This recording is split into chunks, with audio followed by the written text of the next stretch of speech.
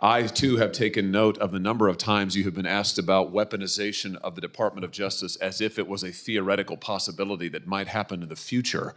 One of my colleagues on the other side said, weaponization may well occur under your tenure. We all know that weaponization has occurred like we've never seen before in American history under this administration. And I want to get even more specific. In the last 4 years, this administration has carried out an unprecedented attack and campaign against people of faith. If you look at the numbers, we've never seen anything like it before in American history. It has been one of the most disgraceful chapters in the history of the Justice Department and in the history of the FBI. And I hope that you will reverse this and do right by every American citizen, including especially people of faith. Let me give you some specifics. After the Dobbs case was decided by the Supreme Court, over 100 pregnancy care centers and over 300 churches in this country were attacked, vandalized, firebombed. Do you happen to know off the top of your head how many prosecutions Merrick Garland's Justice Department brought in those cases? I do not, Senator. It's a stunning number. It's 2. Hundreds of churches, hundreds of pregnancy care centers. And I might just add, these pregnancy care centers, the attacks on them, which were violent, which were gruesome, were egged on and encouraged by rhetoric from members of Congress, including members of this body, who have said that pregnancy care centers aren't real medicine, that they're not real doctors. They have legitimized these attacks. And the same thing was true of churches. And this Justice Department couldn't lift a finger to defend these Americans. But at the same time, they used legislation, a law known as the FACE Act, to prosecute at least 53 different pro-life demonstrators, including people like Mark Hawk from Pennsylvania, to whom this Justice Department sent a SWAT team to his door in the early morning hours. He has, I think, 7 children. In the early morning hours, an FBI SWAT team shows up at his door to take him into custody and prosecute him. By the way, he was acquitted.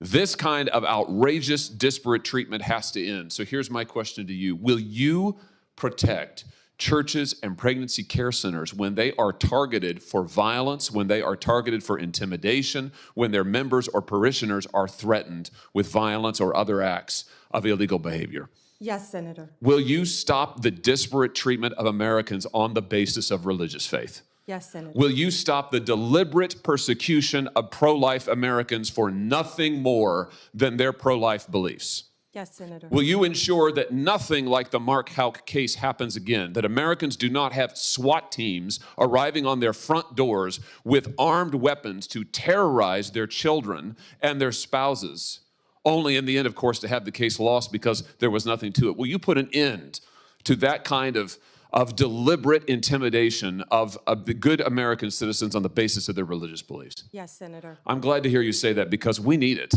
We need it. Ms. Bondi, we need a new chapter at the Justice Department, and we need it quickly. And I'm glad you're committed to it. Now, I also have heard you've been asked about your comment that you thought that in some cases we need to investigate the investigators, the ones who were bad. You know, I have to say I'm glad to hear you stand by that. We need to do that. You need to do that. And I'll give you another example. I'm sure you've read about this memo, which I now hold in my hands. This memo that was developed by the FBI field office in Richmond, Virginia, 23rd January 2023, targeting Catholic parishes for spying, for recruitment of infiltrators. I mean, the memo goes on and on and on about the FBI's plans to put assets into Catholic parishes, into choirs. This is an unbelievable assault on Americans' First Amendment rights, and we only know of it because of a brave whistleblower who came forward and released it to us. And I will tell you, I have never been misled and lied to like I was by the current Attorney General and the now former FBI Director when they sat right where you're sitting now and told this committee, oh, we don't know anything about it. Oh, only one field office was involved. It was the single work of a single field office and a very few individuals. As it turns out, that's not true. Multiple field offices were involved. Multiple individuals were involved. Under your leadership, will you put a stop to the use of FBI or Department of Justice resources to try and recruit informants and spies into Christian churches or any church or house of worship in this country on the basis of nothing more than faith? Of course, Senator. Let me just say this. To our knowledge, no one who was involved in the writing and performance, execution of this memo has been disciplined or fired. Will you conduct an investigation like you talked about, Ms. Bondi, that will get to the bottom of abuses like this? And to be clear, this is an outrageous abuse. It is an outrageous abuse.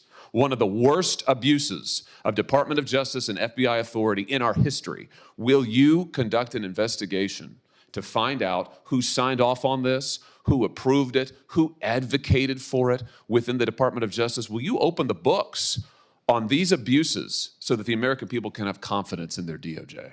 Senator, and I think what you're talking about is the ultimate weaponization, what we've been discussing all day. If I am confirmed as Attorney General, one of the first things I will do, there'll be many, but I will personally read that memo, and if Mr. Patel is confirmed, discuss it with him right away. Fantastic. And will you work with this committee and our relevant subcommittees? I'm going to chair a subcommittee called the Crime and Terrorism Committee. We're going to do our own investigation into what happened here at the FBI and the DOJ. Will you work with us as you discover the nature of these abuses, and as you put a stop to them, will you work with us to make sure the American people get all the facts and this never happens again? And Senator, yes, I look forward to working with you and the Democrats. I would think this is something that we can all agree on both sides, that this should not be happening in the United States of America, and work together on it. That's fantastic. Let me ask you one other question here in my just few seconds that are remaining. This memo targeting Catholic parishes repeatedly refers to as an expert source a group called the Southern Poverty Law Center. Now, the Southern Poverty Law Center has a long history as an anti-religious group that has repeatedly gone after conservative and religious organizations, called them hate groups, called them sometimes terrorist groups. They're cited in this memo. They once infamously, the SPLC called the Family Research Council a terrorist hate group, and an armed gunman came into their lobby and opened fire. Will you put a stop to the use of the SPLC as an official source for any Department of Justice memorandum or finding? That will be one of the first things we will look at as well, Senator, and report back to you and the committee. Thank you very much. Congratulations. Thank you, Mr. Chairman.